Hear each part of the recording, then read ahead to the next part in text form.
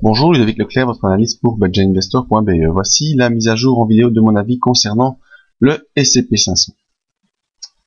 Alors, le S&P 500, bien, à cette date du 19 septembre 2014, on clôture sur une zone de support. Eh bien, on est proche des 1985,57. Une zone un peu plus large que vraiment c'est 1985, 1990, en fonction des repères que vous puissiez prendre.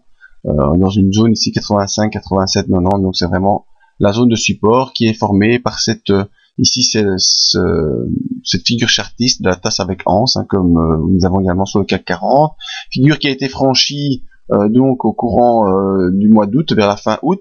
On a latéralisé sur la zone des 2000. Alors la zone des 2000, c'est une zone techniquement qui n'est pas significative, c'est plutôt un point psychologique, la zone des 2000 points. Ça a un impact assez marquant pour les investisseurs, c'est pour les observateurs, les traders, tout ce que vous voulez. Donc 2000 points, c'est le chiffre rond, toujours à surveiller. Début de semaine, on a accéléré à la baisse pour revenir sur la M20.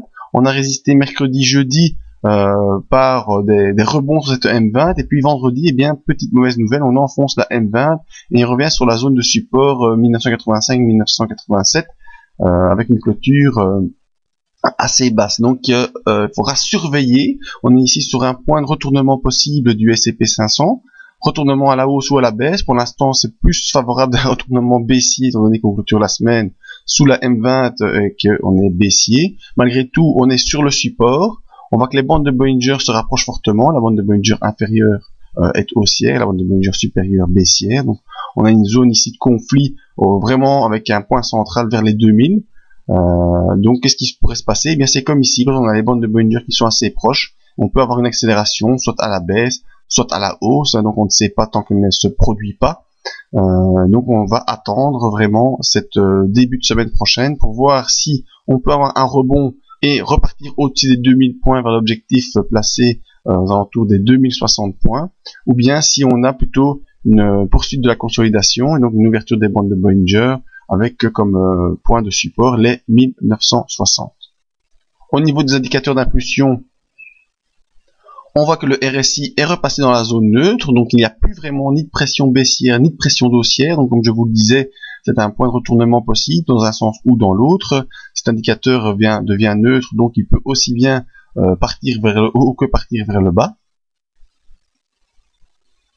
Autre indicateur qui nous montre les impulsions, et là c'est plutôt un mauvais signal, donc plutôt la perception que j'en ai, c'est plutôt une poursuite baissière. En effet, le MACD est croisé à la baisse, on est passé sous le signal qui devient baissier également, et on voit que le MACD lui accélère déjà de manière assez importante, avec une impulsion plutôt baissière qui est marquée.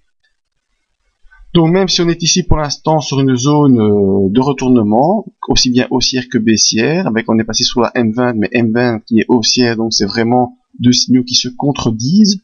Le sentiment que j'en ai est plutôt une poursuite baissière malgré tout, avec vraiment pour objectif 1960. Donc quoi qu'il en est, je suis pas Madame Irma, ni Madame Soleil, ni tout ce que vous voulez.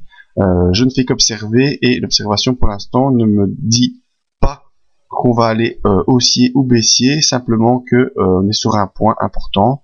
Donc dès début de semaine, lundi, mardi, nous verrons si on accélère au-dessus des 2000 avec comme objectif 2060, ou si on enfonce la zone 1985 avec comme prochain objectif de support les 1960 points. C'était donc mon avis sur le S&P 500. Vous pouvez nous rejoindre sur le site pour d'autres analyses en vidéo. Et également venir visiter la zone membre qui pourra vous donner des aides à l'investissement par certains signaux de trading. Merci à tous, à bientôt.